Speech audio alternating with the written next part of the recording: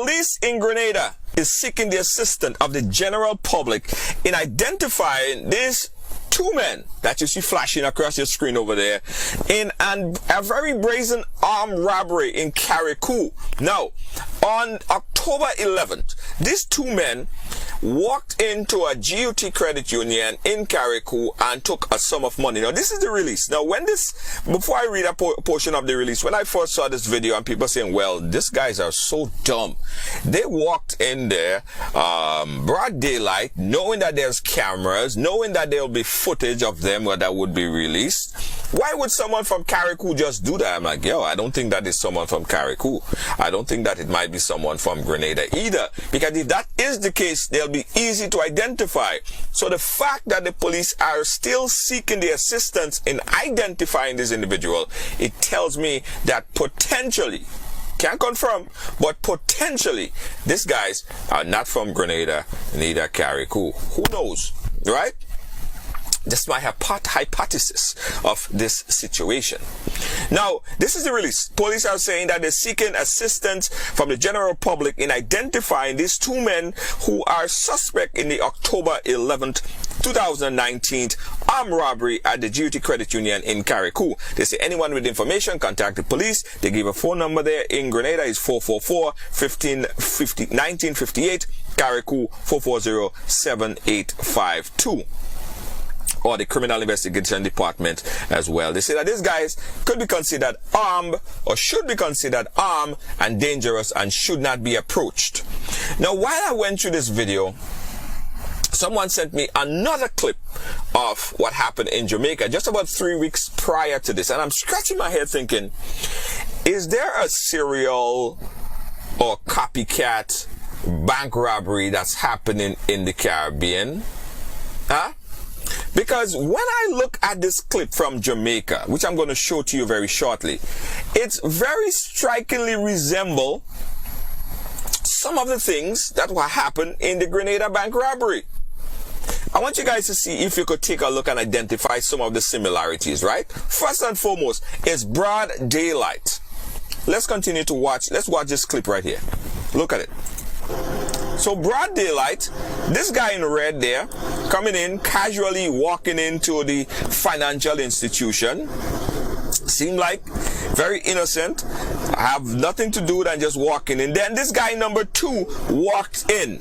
Now, I hope you guys are paying attention because it seems to me there is a striking similarities already. In fact, there is a striking similarity between the one in Grenada that we just saw and these two that just walked in. Now, the lady that just came in there, she potentially have nothing to do with it. Let's take a look at it again. Guy number one walk into the bank very innocently, like he's talking on the phone, who knows, talking to someone, or probably could be talking to the person, the next person, or whatever it is. Guy number two stroll in, and it doesn't seem like they know each other. It doesn't seem like they know each other. Mind you, guys, everyone know that there will be cameras in that banking institution, right? A lady walks in, it seemed like she just came to do her transaction, handle her business or whatever. This lady left. We're taking this very surgical. Don't seem like she's a part or know what's happening there. I want you to pay attention to the doorway. Pay attention to the doorway, right?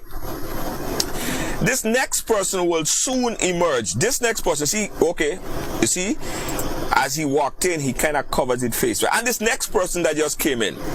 So we see four men that just walked in the bank. Pay attention. Let's go back a little bit. We're taking this very, very surgical.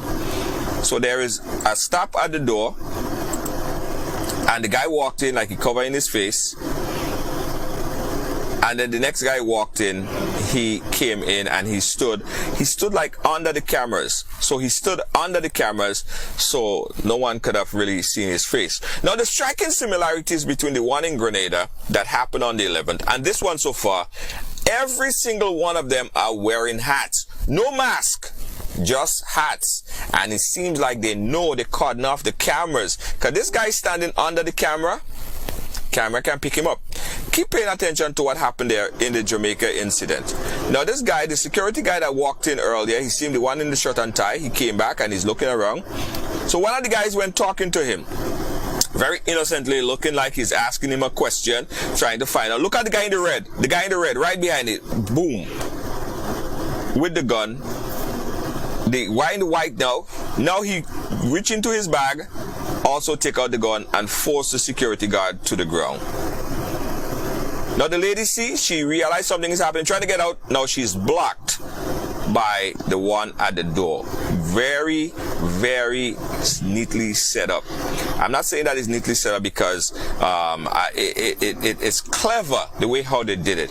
Again, one of the things that we've seen here in this video, similar to what happened in Grenada, or what happened, I heard of another incident again that's also happening. I'm getting more information.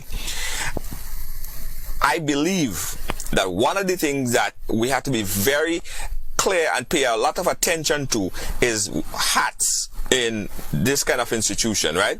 I know in most financial institutions, it's already on, it's already against policy to walk in with a hat.